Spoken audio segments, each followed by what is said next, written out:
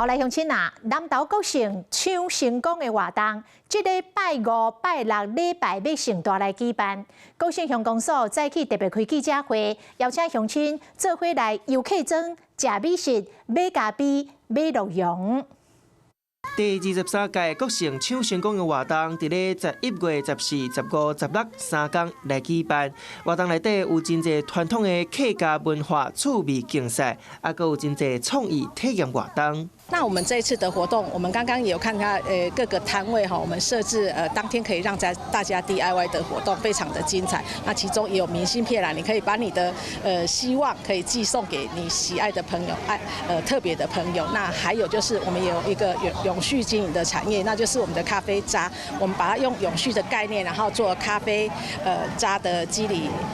画画创作，那这个是我们在活动当天可以到我们摊位去做的这个 DIY 的活动。国城抢成功的活动，除了成功战船、杀船啊竞赛、祈福示景庆典、农产品市集等等，邀请大家斗阵来客家庄头斗阵佚佗。